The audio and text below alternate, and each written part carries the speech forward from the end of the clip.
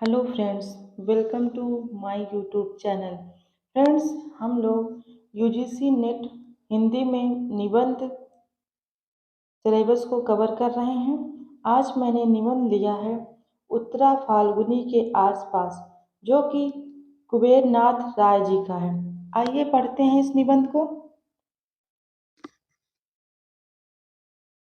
वर्षा ऋतु की अंतिम नक्षत्र है उत्तरा फाल्गुनी। हमारे जीवन में गदा पच्चीसी सावन मन भावन है। बड़ी मौज रहती है, परंतु 27वें के आते आते घनघोर भद्र पद के असिन संकेत मिलने लगते हैं और तीसी के वर्षों में हम विद्युन्मय पद के काम क्रोध और मोह का तमिश सुख भोगते हैं। इसी काल में अपने अपने स्वभाव के अनुसार हमारी शिक्षा कृतार्थ होती है। फिर 25वें लगते लगते हम भाद्रपद की अंतिम नक्षत्र उत्तरा फाल्गुनी में प्रवेश कर जाते हैं और 2-4 वर्ष बाद अर्थात उत्तरा फाल्गुनी के अंतिम चरण में जरा और जीर्णता की आगमनी का समाचार काल तुरंत दूर से ही हिनहिनाकर दे जाता है। वास्तव में सजन संप्रत सावधान सतर्क सचेत और कर्मठ जीवन जो हम जीते हैं वह है 30 और 40 के बीच। फिर 40 से 45 तथा तक उत्तरा फाल्गुनी का काल है। इसके अंदर पग निक्षेप करते ही शरीर की 60 उर्मियों में थकावट आने लगती है।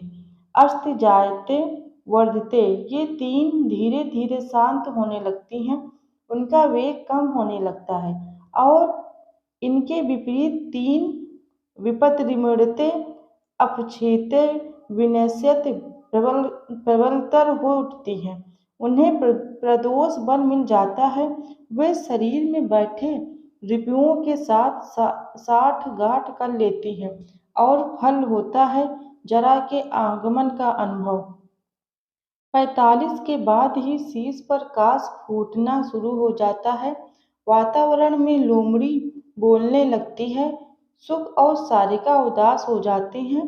मयूर अपने श्रृंगार कलाप का त्याग कर देता है और मानस की उत्पल वर्णा मार कन्याएं चोवा चंदन और चित सारी त्याग कर प्रवंजा का बलकल बसन धारण कर लेती है। अतः बचपन भले निर्मल प्रसन्न हो, गदर पच्चीसी भले ही मधुनी हो, परंतु जीवन का वह भाग जिस पर हमारे जन्म लेने की सार्थकता निर्भर है 25 और 40 या ठेल ठाल कर 45 के बीच पड़ता है। इसके पूर्व हमारे जीवन की भूमिका या तैयारी का काल है और इसके बाद फलागम या निमिषिस की प्रतीक्षा है, जो हमारे साथ में था, जिसे करने के लिए हम जन्मे थे। वह वस्तुतः घटित होता है 25 और 45 के बीच। इसके बाद तो मन और बुद्धि के वानप्रस्थ लेने का काल है। ध्येय भले ही एक मधु दो मधु असंख्य मधु 60 वर्ष तक भोगती चले, इस 25-45 की अवधि में भी असल हीर रचती है तिसोतरी। तिसोतरी के वर्ष का स्वभाव साड़ पर चढ़ी तलवार की तरह है। वर्ष प्रतिवर्ष उन पर नई धार नया तेज चढ़ता जाता है। 40वें वर्ष तक मुझे क्रोध आता है उन लोगों पर जो विधाता ब्रह्मा को बूढ़ा कहते हैं और चित्र में तथा प्रतिमा में उन्हें वयोवृद्ध रूप में प्रस्तुत करते हैं। मैंने दक्षिण भारत के एक मंदिर में एक बार ब्रह्मा की एक अत्यंत सुंदर तिसोत्तर युवा मूर्ति को देखा था। देखकर भी मैं कलाकार की औचित्य मीमांसा पर मुग्ध हो गया। जो सर्जक है, जो सृष्टिकर्ता है, वह निश्चय ही चिरयुवा होगा। प्राचीन या बहुकालीन का अर्थ जर्जर या बूढ़ा नहीं होता है। जो सर्जक है, पिता है, प्रॉफिट है, नई लीग का जनक है, प्रजाता है, वह रूप माधव या रोमांटिक काम किशोर भले ही न हो, परंतु वह दाढ़ झरा बाल झरा गलीतम पलीतम मुंडन कैसे हो सकता है? उसे तो अनुभवी पुअंग तिसोत्तर युवा के रूप में ही स्वीकारना होगा। जवानी एक चमाचम धारदार खंडक है, उस पर चढ़कर असीधाराव्रत या वीराचार करने वाली प्रतिभा ही पावक दग्ध होठों पे देवताओं की भाषा बोल पाती है। युवा अंग के पोर पोर में फास्फोरस चलता जलता है और युवा मन में उस फास्फोरस का रूपांतर हजार हजार सूर्यों के सम्मिलित पावक में हो जाता है। मेरी समझ से सृष्टिकर्ता की कवि की विप्लव नायक की शूरवीर की विद्रोही की कल्पना श्वेतकेश युद्ध के रूप में नहीं की जा सकती। अतः प्रजापति विधाता को सदैव 30 वर्ष के पट्टे सुंदर युवा के सुंदर रूप में ही कल्पित करना समीचीन है। वास्तव में 30वां वर्ष जीवन के सम्मुख फड़ उठाए एक प्रश्न चिन्ह को उपस्थित करता है और उस प्रश्न चिन्ह को पूरा पूरा उसका समाधान मूल्य हमें चुकाना ही पड़ता है। किसी भी पुरुष या नारी की कीर्ति गरिमा इसी प्रश्न चिन्ह की गुरुता और लघुता पर निर्भर करती है। गौतम बुद्ध ने 29 वर्ष की अवस्था में गृह त्याग कर अमृत के लिए महाविश्रमण किया। यीशु क्राइस्ट ने 30 वर्ष की अवस्था में अपना प्रथम संदेश सरमन ऑफ द माउंट दिया था और 33वें वर्ष में उन्हें सलीब पर चढ़ा दिया गया। उनका समूचा उपदेश काल 3 वर्ष से ही कम रहा। वाल्मीकि के अनुसार रामचंद्र को भी 30 के आसपास ही वनवास हुआ था। उस समय सीता की आयु 18 वर्ष की थी और वनवास के 13वें वर्ष में अर्थात सीता के 30वां पार करते करते ही सीता हरण की ट्रेजेडी घटित हुई थी। अतः 30वां वर्ष सदैव वर्ण के महामुहूर्त के रूप में आता है और संपूर्ण दशक उस वर्ण और तेज के दाह से अविष्ट रहता है। तिसोत्तर दशक जीवन का घनघोर कुरुक्षेत्र है।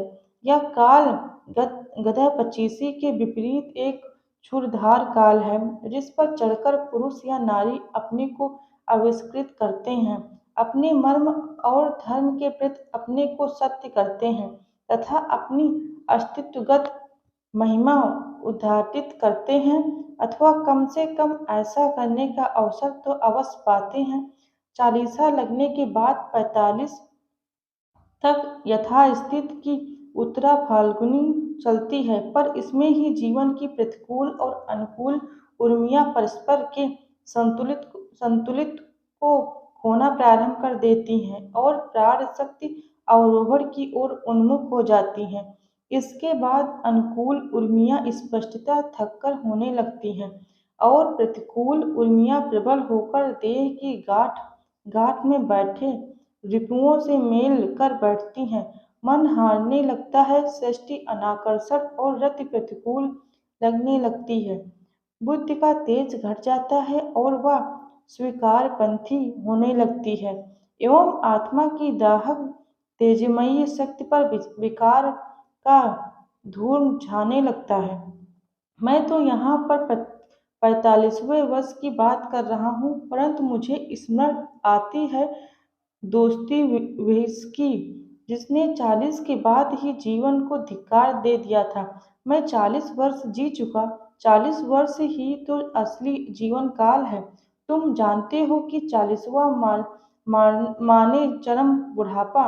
दरअसल 40 से ज्यादा जीना असभ्यता है, अश्लीलता है, अनैतिकता है। भला 40 से आगे कौन जीता है? मूर्ख लोग और वृद्ध लोग।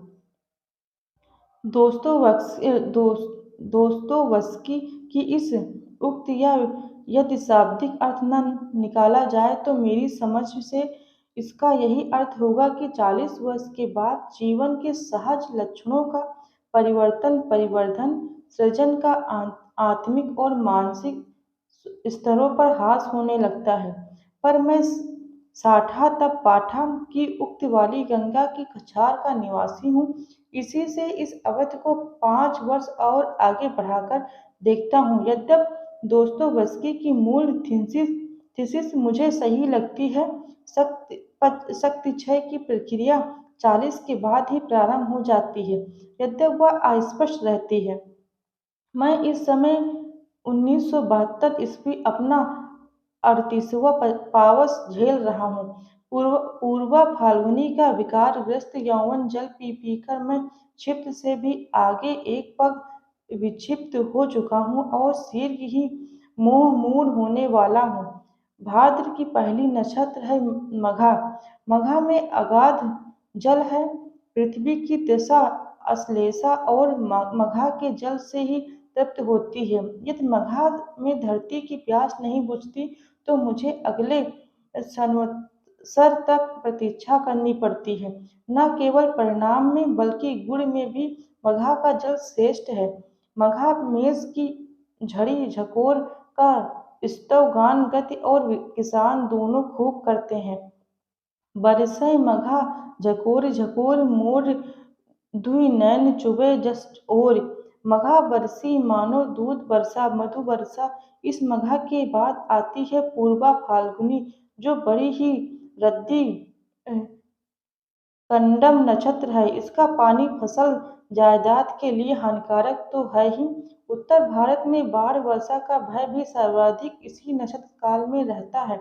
इसी से उत्तर भारतीय गंगा तीरी किसान इसे एक कीर्तनाशा कर्मनाशा नक्षत्र मानते हैं। इसके बाद आती है उत्तरा फाल्गुनी, भाद्रपद की अंतिम नक्षत्र, जो समूचे पावस में मघा के पास दूसरी उत्तम नक्षत्र है। इसका पानी स्वास्थ्यप्रद और सौभाग्य कारक होता है। इस 38वें पावस में अपने जीवन का पूर्वा फाल्गुनी काल भोग रहा हूँ, यद्यप साथ ही साथ द्वार पर उत्तरा फाल्गुनी का आगमन भी देख रहा हूँ। 40 आने में अब कितनी देर ही है। अतः आज पूर्वा फाल्गुनी का अंतिम पान पात्र मेरे होठों से संलग्न है। क्रोध मेरी खुराक है, लोभ मेरा नयन अंजन है और काम भुजंग मेरा कीड़ा सहचर है। इनको मैं ही क्रमशः विद्रोह प्रगति और नवलेखन कहकर पुकारता हूँ। भले ही यह विकार जल हो, भले ही इसमें श्रेय प्रेय गत मुक्त कुछ भी न हो, परंतु इसमें जीर्णता और जर्जरता नहीं, या जरा और वृद्धत्व का प्रतीक नहीं। पूर्वा फाल्गुनी द्वारा प्रदत्त विक्षिप्तता भी यौवन का ही एक अनुभव है। मुझे लग रहा था कि मेरे भीतर कोई उमंग बजा रहा है, क्योंकि मेरे सम्मुख द्वार पर काल नट्टिन अर्थात उत्तरा फाल्गुनी त्रिभंग रूप में खड़ी है और मैं उसमें मार की 3 कन्याओं तृषा रति आर्ति को एक साथ देख रहा हूँ। कंचन पद क्रांति कर पल्लव कुटित केश बिंबाधर विशाल बंकिम भ्रू दक्षिणावर्त नाभि और त्रिवली रेखा से युक्त इस भुवन मोहन रूप को मैं देख रहा हूँ और उसकी आगमनी ने अपने भीतर बजती उमंग को निरंतर सुन रहा हूँ। उमंग एक विचित्र बाजा है। काल पुरुषों की उंगलियां चटाक चटाक पड़ती हैं और आहत नाद का छंदोबद्ध रूप निकलता है। बीच बीच में हिचकी के साथ, यह हिचकी भी उसी काल विदूषक की बढ़ती है और यह उमंग के तालबद्ध स्वर को अधिक सजीव और मार्मिक कर देती है। मैं अपने भीतर बजते यौवन का यह उमंग संगीत सुन रहा हूँ और अपने मनोविकारों का छक्कर पान कर रहा हूँ। मुझे कोई चिंता नहीं, अपनी वानप्रस्थ का शरत काल आने में काफी देर है। इस क्षण उसकी क्या चिंता करूं? इस क्षण तो बस मौज ही मौज है, भले ही वह कटुतिप्त मौज क्यों न हो। काम भुजंग के डसने पर तो नीम भी मीठी लगती है। अतः यह काल नटी या पूर्वा फाल्गुनी या उत्तरा फाल्गुनी या नैना जोगिन कितनी भी भ्रांत माया या मृग जल क्यों न हो, मैं इसके रूप में आबद्ध हूँ। इसमें मुझे वही स्वाद आ रहा है जो मायापति भगवान को अपनी माया के काम मधु का स्वाद लेते समय प्राप्त होता है, और जिस स्वाद को लेने के लिए वे परम पद के भास्वर सिंहासन को छोड़कर हम लोगों के बीच बार बार आते हैं, अतः इस समय मुझे कोई चिंता, कोई परवाह नहीं। परंतु एक न एक दिन वह क्षण भी निश्चय ही उपस्थित होगा, जिसकी श्रृंगारहीन शरद यवनिका के पीछे जीर्ण हेमंत और मृत्यु शीतल शिशिर की प्रेत छाया झलकती रहेगी। उस दिन तुम क्या करोगे? है तुम्हारे पास कोई बीज मंत्र, कोई टोकटा, कोई धारणी मंत्र जिससे तुम अगले 20-22 वर्षों के लिए इस उत्तरा फाल्गुनी की पगों को स्थगित कर दो और वह अगले 20-22 वर्ष तुम्हारे द्वार देश पर शिथिल दक्षिण चरण ईषत् क्रंचित जान के साथ आभंग मुद्रा में नतग्रीव खड़ी रहे और तुम्हारे हुक्म की प्रतीक्षा करती रहे? है कोई ऐसा जीवन दर्शन, ऐसा सिद्धाचार, ऐसी काया सिद्ध जिससे 12-12 शरत शिशिर पतझार हेमंत आए और जूझते हार खाते चले जाएं, परंतु मनस की द्वार देहरी पर या उत्तरा फाल्गुनी एक रस 60 वर्ष की आयु तक बनी रहे? है कोई ऐसा उपाय? यह प्रश्न रह रहकर मैं स्वयं अपने से ही पूछता हूँ। आज से 13 वर्ष पूर्व भी मैंने इस प्रश्न पर चिंता की थी और उस उक्त चिंतन से जो समाधान निकला उसे मैंने कार्य रूप में परिणत कर दिया, परंतु इन 13 वर्षों में असंख्य भाव प्रतिभाओं के मुंडपात हुए हैं और आज मैं मूल्यों के कंबंध वन में भाव प्रतिभाओं के केतु कांतार में बैठा हूँ। आज जगत वही नहीं रहा जो 13 वर्ष पूर्व था। एक ग्रीक दार्शनिक की उक्ति है कि एक नदी में हम दोबारा हाथ नहीं डाल सकते, क्योंकि नदी की धार क्षण प्रतिक्षण और तेज होती जा रही है। काल प्रवाह भी एक नदी है और उसकी भी कोई बूंद स्थिर नहीं। अतः शताब्दी के 8वें दशक के इस प्रथम चरण में मुझे इसी प्रश्न को पुनः पुनः सोचना है। कैसे जीर्णता या जरा को यदि संपूर्णता जीवन असंभव हो तो भी फांकी देकर यथासंभव दूरी तक वंचित रखा जाए, वैसे अपने दैहिक यौवन को नहीं तो मानसिक यौवन को ही निरंतर धारदार और चिरंजीवी रखा जाए। उस दिन तो मैंने सीधा सीधा उत्तर ढूंढ निकाला था। ययाति की तरह पुत्रों से यौवन उधार लेकर, अर्थात मैं कोई नौकरी न करके कॉलेज में अध्यापन करूं तो मुझे 55 या 60 वर्ष की आयु तक युवा शिष्य शिष्याओं के मध्य वास करने का अवसर सुलभ होगा। मैं उनकी आशा आकांक्षा, उत्साह, साहस, उद्यमता आदि से वैसे ही अनुप्रमाणित और आविष्ट रहूंगा जैसे चुंबकीय आकर्षण क्षेत्र में पड़कर साधारण लोहा भी चुंबक बन जाता है।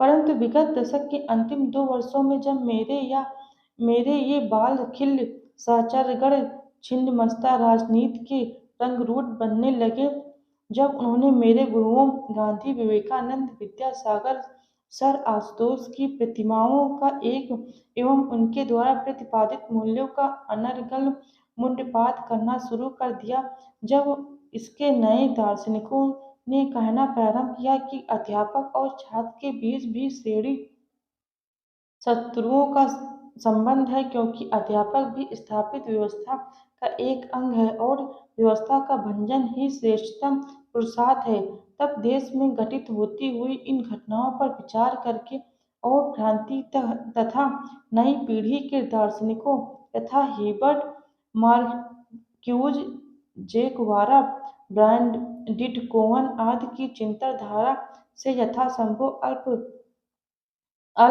स्वल्प परिचय करके मैं इस निष्कर्ष पर पहुंचा कि मैं इन अपने भाइयों, अपने हृदय के टुकड़ों के साथ जो आज छिन्नमस्ता राजनीति के रंगरूट हैं, कुछ ही दूर तक आधे रास्ते ही जा सकता हूँ।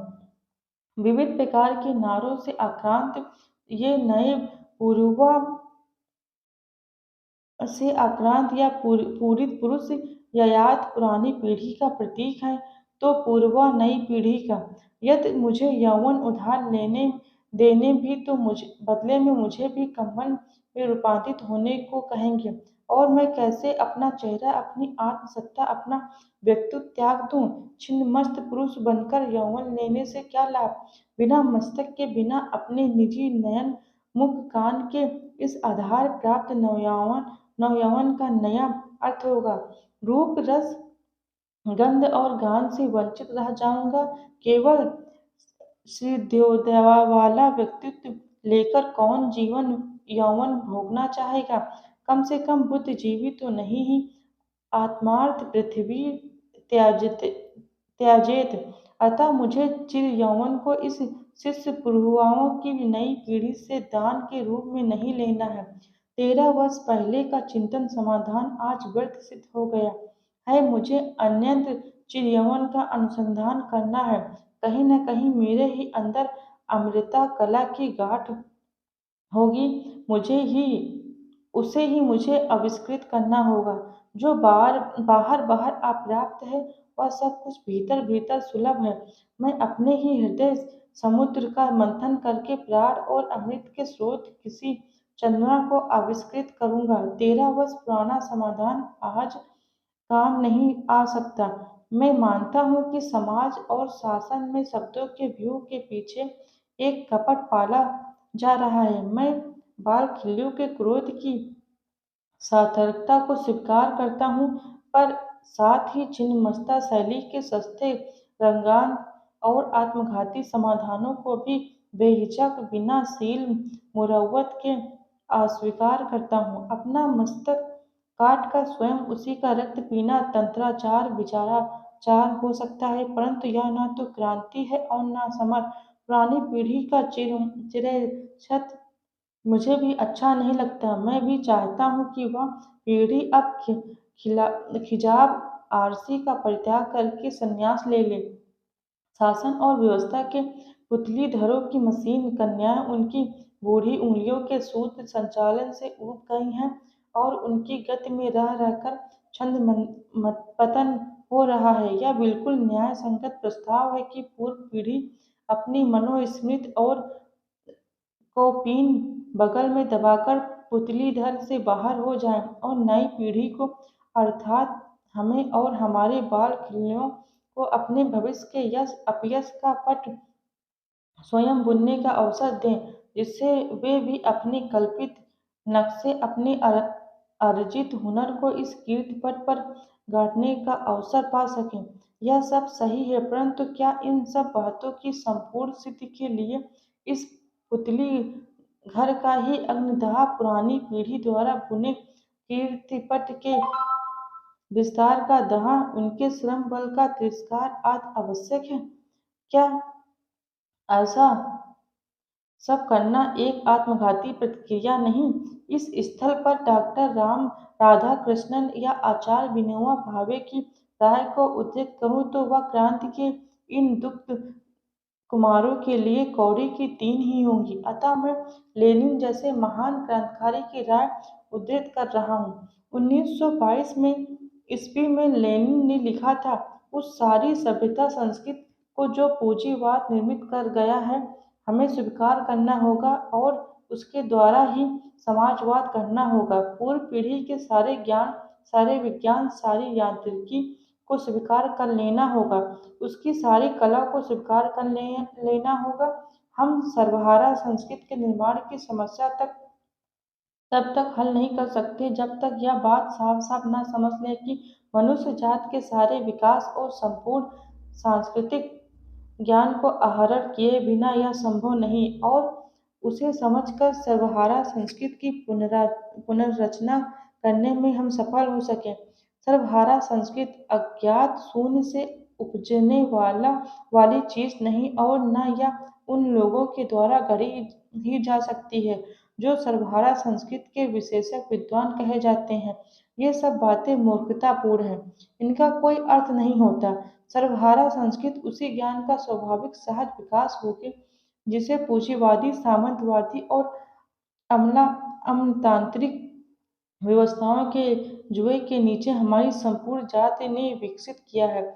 यह बात स्वामी दयानंद या पंडित महावीर प्रसाद द्विवेदी की होती तो बड़ी आसानी से कह सकते, मारो गोली, सब भूजवा बकवास है।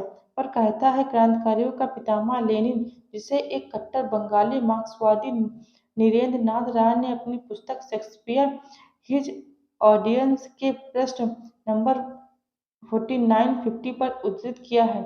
आज प्राय लोग पुकार कर कहते हैं, देखो देखो जोखिम उठा रहा हूँ, मूल्य भंजन कर रहा हूँ। अरे बंधु, जोखिम उठा रहे हो या नाम कमा रहे हो, या तो आज अपने को प्रतिष्ठित बनाने और जागृत सिद्ध करने का सबसे सटीक तरीका शॉर्टकट यानी तिरछा रास्ता है। जोखिम तुम नहीं उठा रहे हो, तुम तो धार के साथ बह रहे हो, और यह बड़ी आसान बात है। आज जोखिम वह उठा रहा है जो नदी की वर्तमान धार के प्रतिकूल धार के हुक्म को स्वीकारते हुए कह रहा है, मूल्य भी क्या तोड़ने की चीज है? जो तोड़ोगे वह बदला जा सकता है, तोड़ा नहीं जा सकता। मूल स्थिर या सनातन नहीं होता, वह भी मान लेता हूँ, परंतु एक अविच्छिन्न मूल्य प्रवाह, एक सनातन मूल्य परंपरा का अस्तित्व तो मानना ही होगा।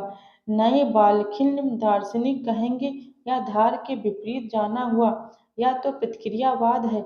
ऐसी अवस्था में मेरा उन्हें उत्तर है, कभी कभी नदी की धार पथभ्रष्ट भी हो जाती है।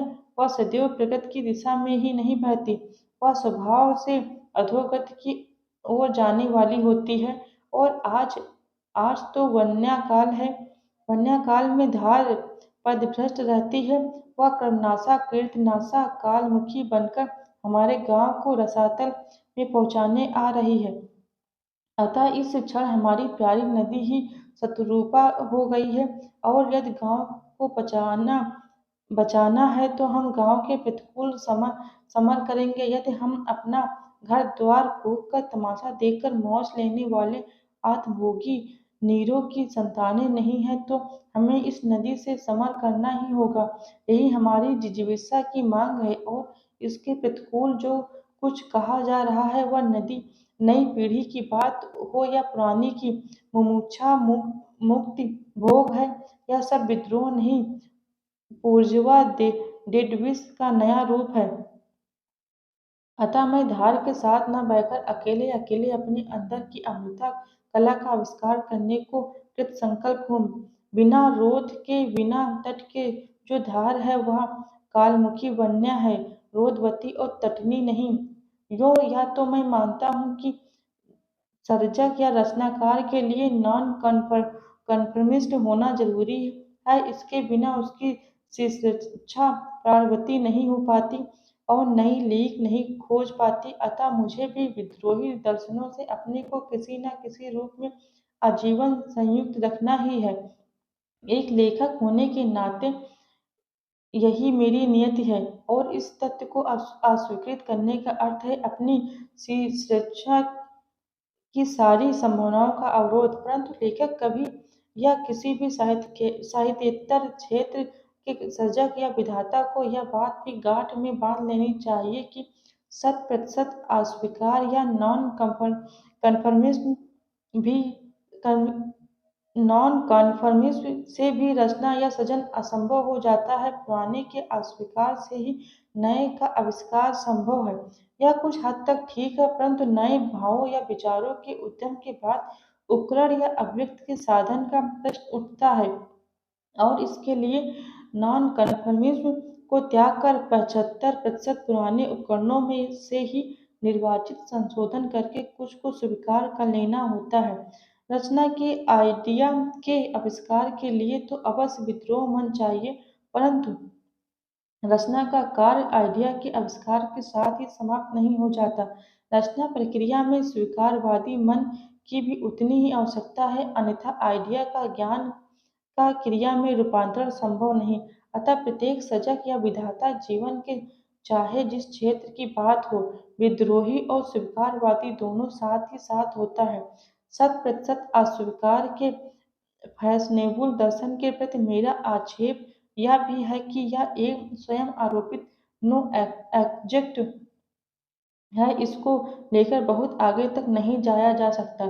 यह दर्शन विषय और विधा दोनों की नकारात्मक सीमा बांधकर बैठा है, और इसके द्वारा अपने स्व को भी पूरा पूरा नहीं पहचाना जा सकता है। जो स्व से बाहर इतिहास और समाज को समझने की तो बात ही नहीं उठती।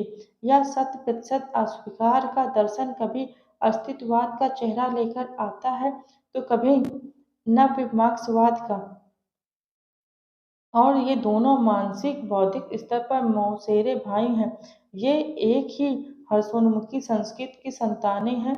योग शास्त्र में मन की 5 अवस्थाएं कही गई हैं: क्षिप्त, विक्षिप्त, विमूढ़, निरुक्त और आरूढ़। ये दोनों दर्शन विमूढ़ स्थिति के दो भिन्न संस्करण हैं, अतः दोनों त्याज्य हैं। यह बाढ़ वन्या का काल है। नदी अपनी दिशा भूलकर कूल छोड़कर उन्मुख हो गई है, अतः बुद्धिजीवी वर्ग से धीरता और संयम अपेक्षित है। घबराकर वन्या की पथभ्रष्ट धार के प्रति आत्मसमर्पण करने की अपेक्षा जल के उत्तरण वन्या के उद्धार की प्रतीक्षा करना अधिक उचित है। पानी हटने पर नदी फिर कूलों के बीच लौट जाएगी। नदी अपनी यदि यदि बदल भी दे तो भी नई सैया के साथ कोई अवरोध तो उसे स्वीकार करना ही होगा। यह नया कुल भी उसी पुराने कुल के ही समांतर होगा।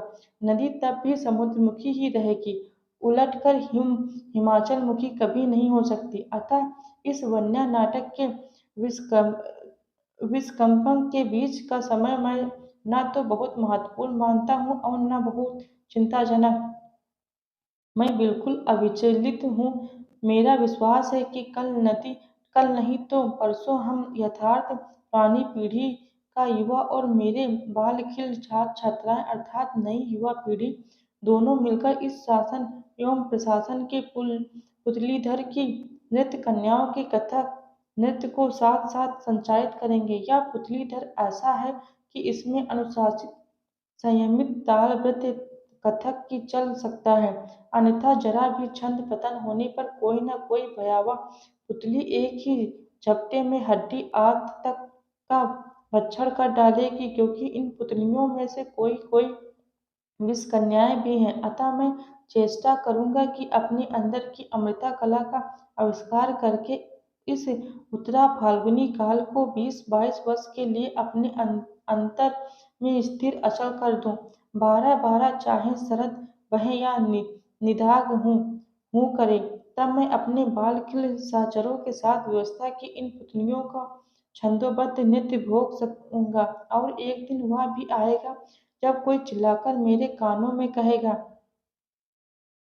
5 o'clock, 5 बज गए। कोई मेरे शीश पर घंटा बजा जाएगा। कोई मेरे हृदय में बोल जाएगा, बहुत हुआ भोग, अब नहीं, अब अहम अमृत इच्छामि, अहम वानप्रस्थ चरिष्यामि। और तब मैं व्यवस्था की पुतलीधर की इन यत्र कन्याओं से माफी मांगकर उत्तर पुरुष की जय जयकार बोलते हुए मंच से बाहर आ जाऊंगा और अपने को विसर्जित कर दूंगा, लोकारण्य में खो जाऊंगा। अपरिचित प्रेक्षोत्तम अवसर प्राप्त रिटायर्ड स्थाणुओं के महाकालांतर में। अब पर अभी नहीं, अभी तो मैं विश्वेश्वर के साढ़ की तरह जवान हूँ। दोस्तों, इस तरीके यह निबंध यहीं समाप्त होता है। यह निबंध यूजीसी नेट में हिंदी सिलेबस में जो निबंध यूनिट दी गई हुई है उसमें दिया गया हुआ है। अगर आपको मेरा ये एफर्ट अच्छा लगे तो प्लीज़ मेरे चैनल को सब्सक्राइब कर दीजिए। Thank you so much.